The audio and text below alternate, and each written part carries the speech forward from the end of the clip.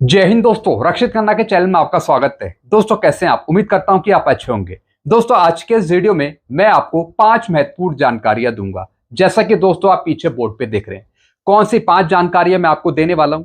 सबसे पहले दोस्तों मैं आपको इसकी जानकारी दूंगा। जैसा कि दोस्तों आप पीछे थंबनेल में भी देख रहे हैं, आ गया दिवाली बोनस पे लेटर। दिवाली का तोहफा 18,000 प्लस डीए का पूर्व सैनिकों जवानों को दिवाली बोनस, रक्षा मंत्रालय का लेटर। जी हाँ दोस्तों, जैसा आपको पता है कुछ पेंशनर्स को, पूर्व सैनिकों को भी दिवाली बोनस मिलेगा। जो पेंशनर्स 31/3/2025 के बाद भी पेंशन आए होंगे। साथ ही साथ दोस्तों रक्षा मंत्रालय ने एक नोटिफिकेशन भी जारी करा है, इसकी जानकारी मैं आपको आगे दूंगा। फिर दोस्तों डिमांड करी है भारत सरकार से कि दिवाली बोनस इस बार का 18,000 प्लस डीए का दिया जाए। जी हाँ दोस्तों, जो मिनिमम बेसिक है 7 सीपीसी की 18,000, उसमें डीए इंक्लूड करके बोनस दिया जाए। तो दोस्तों एक लेटर भी मैं आपको आगे समझाऊंगा। फिर दोस्तों एक और मैं आपको जानकारी दूंगा, एएफटी दिल्ली का जजमेंट। जी हाँ दोस्तों, एक पेंशनर है जिनका रैंक है हवलदार, नायब सूबेदार की पेंशन लेने के लिए ये चले गए एएफटी दिल्ली। और दोस्तों ये पेंशनर्स रिटायर हुए हैं 2006 से पहले के। इनकी 24 साल सर्विस है, लेकिन ये एएफटी दिल्ली गए नायब सूबेदार की पेंशन लेने के लिए। तो दोस्तों जजमेंट क्या आया है, क्या बताया है कोर्ट ने, क्या इनको नायब सूबेदार की पेंशन मिलेगी?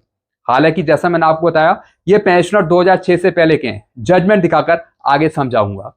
फिर दोस्तों एक और मैं आपको जानकारी दूंगा, पीसीडीए और स्टेट बैंक ऑफ इंडिया की मीटिंग। जी हाँ दोस्तों, पीसीडीए और एसबीआई की एक मीटिंग हुई है आपसे संबंधित, पेंशन से संबंधित, नॉट पे सर्टिफिकेट को लेके, नो ऑब्जेक्शन सर्टिफिकेट को लेके। जी हाँ दोस्तों, क्या हुई है मीटिंग, क्या जानकारी दी गई है आप लोगों के लिए, एक और मैं आपको जानकारी दूंगा आगे। फिर दोस्तों एक और मैं आपको जानकारी दूंगा, पतंजलि और रक्षा मंत्रालय सेना ने साइन किया एमओयू। जी हाँ दोस्तों, आप लोगों के लिए, आपको बेहतर इलाज मिले, इसके लिए दोस्तों पतंजलि के साथ करार हुआ है रक्षा मंत्रालय का, सेना का। इसी पे दोस्तों एक एडवाइजरी है जो मैं आपको आगे समझाऊंगा। फिर एक और मैं आपको जानकारी दूंगा, रक्षा मंत्रालय की प्रेस इंफॉर्मेशन ब्यूरो जारी ईसीएचएस पे। जी हाँ दोस्तों, रक्षा मंत्रालय की एक प्रेस इंफॉर्मेशन जारी हुई है ईसीएचएस पे आपके लिए। क्या है दोस्तों पूरी जानकारी आगे समझाऊंगा।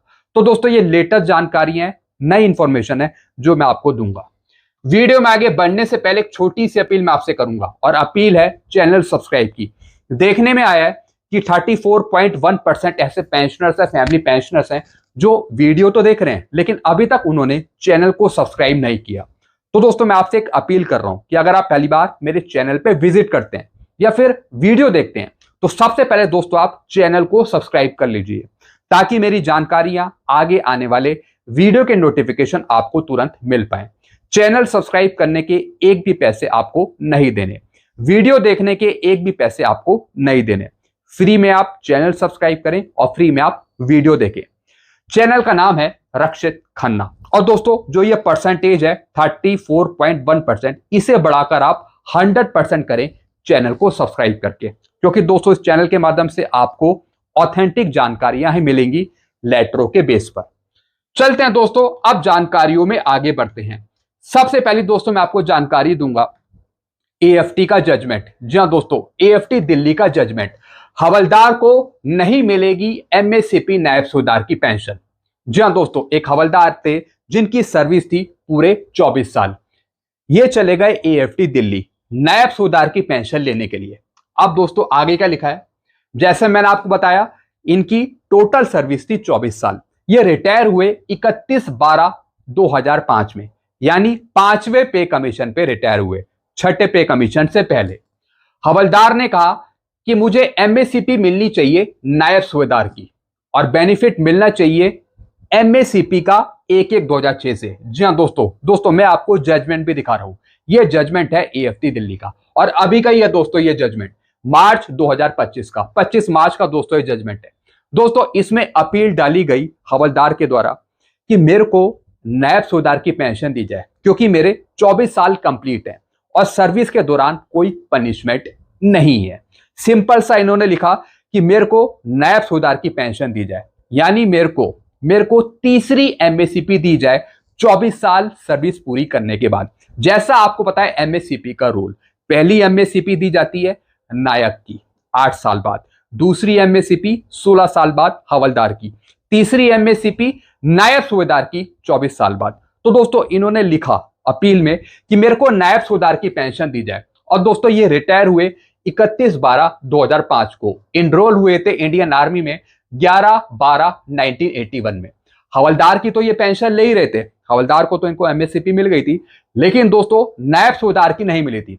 अब दोस्तों कोर्ट ने क्या लिखा, in view thereof it is apparent that the applicant who was discharge even before the date 1/9/2008 is not entitled to the benefit of the said MSCP scheme।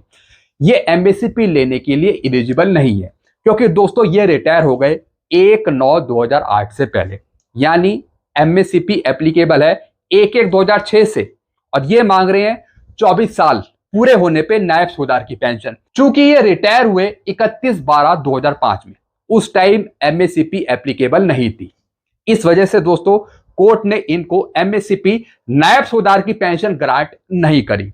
चूंकि दोस्तों एमएससीपी लागू हुई 1/1/2006 से, तो इस वजह से 8, 16, 24 वाला जो रूल है वो काम करेगा 1/1/2006 से, ना कि 2006 से पहले वालों के लिए। तो इस वजह से दोस्तों इनकी अपील नहीं सुनी गई और कोर्ट ने लिख दिया you are not entitled for MSCP. जी हाँ दोस्तों, इनको नायब सूबेदार की एमएससीपी नहीं मिलेगी। तो दोस्तों ये पूरा केस खत्म कर दिया और जजमेंट दे दिया। तो दोस्तों रूल्स रेगुलेशन पता होने चाहिए, तभी आपको एमएससीपी मिलेगी। 7 अगस्त 2003 से 31/12/2005 के बीच में आए हैं, उनके लिए एसीपी एप्लीकेबल है, नायक की और हवलदार की। 1/1/2006 से एमएससीपी एप्लीकेबल है, नायक की, हवलदार की और नायब सूबेदार की। चूंकि ये 2006 से पहले रिटायर हो गए, तो इसलिए इनको एमएससीपी नहीं मिलेगी नायब सूबेदार की। तो दोस्तों ये मैंने आपको जजमेंट समझाया। तो दोस्तों रूल्स रेगुलेशन समझ कर ही कोर्ट केस करिए। अब दोस्तों इनकी फीस भी बेकार चली गई जो इन्होंने वकील को दी, तो थोड़ा सोच समझ के कोर्ट केस करिए। चलते हैं दोस्तों अगली जानकारी की तरफ। Indian railway technical supervisor association ने लिखा लेटर वित्त मंत्री निर्मला सीतारमण और रेलवे मिनिस्टर अश्विनी वैष्णव जी को। जी हाँ दोस्तों, Indian railway technical supervisor association ने दोस्तों एक लेटर लिखा है, और दोस्तों ये लेटर है वित्त मंत्री जी को और रेलवे मिनिस्टर अश्विनी वैष्णव जी को। जी हाँ दोस्तों, जो भारत सरकार आपको दिवाली बोनस देती आ रही है, जैसे कि दोस्तों 7,000, 6,908 रुपए ये दे रही है पुराने रेट के हिसाब से। तो डिमांड करिए कि इस बार का दिवाली बोनस कर्मचारियों को दिया जाए 18,000 प्लस डीए जोड़कर। जी हाँ दोस्तों, यही सब चीज इसमें लिखी गई है। अब दोस्तों एक और चीज मैं आपको समझाऊंगा, जो दिवाली बोनस दिया जाता है वो पूर्व सैनिकों को भी दिया जाता है, जो पेंशनर्स हैं उनको भी दिया जाता है, हर एक को नहीं, कुछ सेलेक्टेड पेंशनर्स को दिया जाता है। जैसे दोस्तों ये दिवाली बोनस होगा फाइनेंशियल ईयर 24-25 का। जी हाँ दोस्तों, 1 अप्रैल 2024 से और 31/3/2025 के बीच में जो आए होंगे उनको दोस्तों दिवाली बोनस मिलेगा। साथ ही साथ 31/3/2025 के जो बाद आएंगे, 1 अप्रैल 2025 को भी अगर कोई रिटायर हुआ है या फिर मई में रिटायर हुए, उसे भी दिवाली बोनस मिलेगा। तो दोस्तों सरकार से अपील करी है कि जो ये पुराने स्लैब हैं, जो पुराने रेट हैं दिवाली बोनस के, इसको बढ़ाया जाए, रिवाइज करे जाए दिवाली बोनस के रेट। और दोस्तों सीलिंग रखी है 18,000 प्लस डीए, ये लिखा है दोस्तों कि 18,000 प्लस डीए जोड़कर हमें दिवाली बोनस दिया जाए। फिर क्या लिखा है दोस्तों, वित्तीय वर्ष 2024-25 के लिए दिवाली बोनस को बढ़ाने की मांग करी है। लेवल 1 में कार्यरत कर्मचारियों के लिए उत्पादकता से जुड़े बोनस की अधिकतम सीमा को संशोधित कर 18,000 प्लस डीए मिलना चाहिए। साथ ही साथ लेवल 2 और उससे ऊपर के कर्मचारियों के लिए उच्च वेतन स्तरों के अनुपात में बोनस की गणना करने का अनुरोध किया है। वर्ष 2016 में निर्धारित अराजपत्रित रेलवे कर्मचारियों के लिए बोनस की गणना 7,000 रुपए की मासिक पारिश्रमिक की अधिकतम सीमा सही नहीं है। जी हाँ दोस्तों, जो पहले बोनस दिया जाता रहा है 6,908 रुपए, 7,000 रुपए, 78 दिनों का बोनस, तो उसकी जो सीमा है उसको बढ़ाया जाए महंगाई को देखते हुए, और जो रेट है उसको चेंज किया जाए। तो दोस्तों यही डिमांड रखी है कि 18,000 प्लस डीए इस बार बोनस दिया जाए सरकार के जरिए। वेतन स्तर 2 और उससे ऊपर के लिए अधिकतम सीमा को हटाना। स्तर 2 और उससे ऊपर के स्तर पर काम करने वाले कर्मचारियों के लिए बोनस की अधिकतम सीमा को हटाना। जी हां दोस्तों, कुछ रूल्स रेगुलेशन चेंज करने की डिमांड करी है दिवाली बोनस की। तो दोस्तों ये लेटर लिखा गया है वित्त मंत्री जी को दिवाली बोनस और बढ़ाने के लिए, ताकि और फायदा मिल सके। फिर दोस्तों एक और मैं आपको जानकारी दूंगा, पीसीडीए और स्टेट बैंक ऑफ इंडिया की meeting pension service delivery, NPC और नो ऑब्जेक्शन सर्टिफिकेट को लेकर। जी हां दोस्तों, जैसा मैंने आपको बताया पीसीडीए और एसबीआई की एक मीटिंग है। जी हां दोस्तों, एक मीटिंग हुई है, meeting between PCDA and state bank of India. लिखा क्या है इसमें, पीसीडीए पी एसबीआई के अधिकारियों ने आपसी चिंताओं के मुद्दों पर विचार विमर्श करने, संस्थागत समन्वय को मजबूत करने और पेंशन भोगियों की शिकायतों के समय पर निवारण के उद्देश्य से निर्बाध सूचना आदान प्रदान करने के लिए एक समर्पित चैनल स्थापित करने की बातचीत की है। जी हां दोस्तों एसबीआई का पीसीडीए का स्पर्श का आपस में करार है। जी हां दोस्तों कई ऐसे पेंशनर्स हैं जिनको पहले एसबीआई की तरफ से कोई एरियर नहीं दिया गया, किसी सर्कुलर का एरियर छूट गया या फिर पेंशन सही नहीं चल रही। तो दोस्तों एसबीआई कॉरेस्पॉन्डेंस कर रहा है पीसीडीए स्पर्श के साथ, क्योंकि दोस्तों अब पेंशनर्स का माइग्रेशन हो गया है स्पर्श पे। तो दोस्तों जो भी प्रॉब्लम्स हैं बैंक की, सीपीपीसी की, एसबीआई की, अब दोस्तों वो प्रॉब्लम सॉर्ट आउट कर रहा है, दूर कर रहा है पीसीडीए स्पर्श। तो दोस्तों पेंशन भोगियों से संबंधित जो भी शिकायतें हैं, प्रॉब्लम है पेंशन से संबंधित, या फिर दोस्तों नॉन पेमेंट सर्टिफिकेट को लेके, या फिर दोस्तों नो ऑब्जेक्शन सर्टिफिकेट को लेके जो भी प्रॉब्लम है उनको दूर किया जाएगा। इस संबंध में दोस्तों ये मीटिंग करी थी एसबीआई के साथ पीसीडीए ने।